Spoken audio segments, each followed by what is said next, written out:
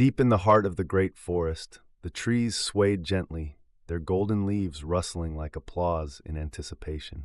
For weeks, whispers had rippled through the forest. The animals were hosting a talent show. It was a celebration of their unique abilities, a chance to shine and share a little magic with one another. Posters made of bark and painted with berry juice hung on trees, announcing the event. Everyone was buzzing with excitement, well, almost everyone. Benny the bear was confident. He had the loudest roar in the forest, one that could shake the earth and echo through the valleys. Lila the rabbit had been perfecting her incredible high hop. She was certain she could leap over pine cones stacked as tall as her ears. Freddie the fox, of course, had his clever tricks. A stage packed with surprises and sly pranks, guaranteed to wow the crowd. But Pip the porcupine sat quietly at the edge of the clearing, his quills drooped in defeat. "What can I do?" he thought to himself. "I'm just prickly." He didn't have a roar or a hop or a bag of tricks. He spent the days leading up to the talent show watching his friends practice. But the more he watched, the smaller he felt. The morning of the big night, Pip wandered into the clearing, half hoping someone might suggest an idea for him. But everyone was too busy. Benny was practicing his earth-shaking roar, sending leaves fluttering from branches. Lila had built a makeshift obstacle course and bounded over it with determination. Freddie was spinning 2 acorns on his nose while juggling 3 others with his tail, a trick even Pip had to admit was impressive. "Are you ready, Pip?" Mia the meadowlark asked as she fluttered down beside him. "Ready? For what?" Pip said, glancing at his quills with a sigh. "I don't have anything to show." "That's not true, I'm sure you do," chirped Mia before flying off to help decorate the stage. But Pip didn't feel so sure. As the sun set, he thought about skipping the show entirely. He didn't belong in the spotlight.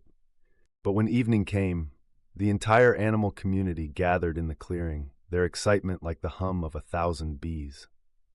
The forest was aglow with lanterns made of hollowed-out gourds, their light flickering warmly against the bark of nearby trees.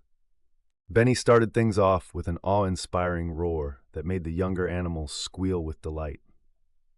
Lila followed, hopping so high she seemed to touch the stars. Freddie's tricks were as mischievous as ever, drawing laughter and cheers from everyone. Pip sat near the edge of the crowd, clapping politely, his heart heavy.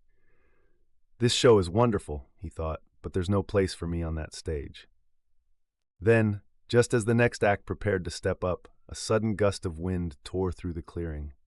The lanterns flickered wildly before going out completely, leaving the audience in total darkness. The animals gasped, their excitement turning to confusion. No one could see the stage, let alone the performers. "What do we do?" whispered Lila, her big ears twitching nervously. "Don't panic," called Benny, though even his big voice sounded uncertain in the dark. Freddie scratched his ears thoughtfully. "If someone can find a way to light the stage again, the show can go on." Pip felt his quills bristle. "Light," he murmured. An idea, a wild, improbable idea, sprouted in his mind. He shuffled forward, his small paws trembling. "I might be able to help," he said hesitantly, his voice barely louder than the rustling leaves. The crowd turned in his direction. "You?" said Freddie, tilting his head. "What can you do?" "Well, I think my quills can glow," Pip replied, his cheeks warming with embarrassment. "I've never tried it to light up a stage, but maybe it'll work?" "Do it, Pip," called a small chipmunk from the crowd. Encouraged by the sudden support, Pip stood in the center of the clearing. He shook himself from head to tail, his quills rattling softly. Then something magical happened. His quills began to glow, faintly at first, like fireflies waking from a nap. Then brighter and brighter, until the golden light bathed the entire stage in a warm, shimmering glow. The animals gasped in awe. "Pip," Lila exclaimed, "you're amazing!" The performers eagerly stepped back onto the stage, their nervousness melting away in Pip's light. Each act shone brighter than the last, their talents illuminated by his quills. The audience cheered louder than ever, and Pip's heart swelled with pride. When the final bow was taken, the animals gathered around Pip, their eyes sparkling with gratitude. "Looks like the star of the show wasn't just on stage," Benny said with a grin. "Yeah," added Freddie. "You lit up the whole clearing and saved the show." Pip blushed, his quills glowing even brighter. For the first time, he didn't feel prickly or awkward or out of place. He felt special. From that night on, Pip's glowing quills became a symbol of courage and creativity, a reminder to every animal in the forest that everyone has something unique to share. And whenever the forest celebrated another talent show, Pip's light always guided the way.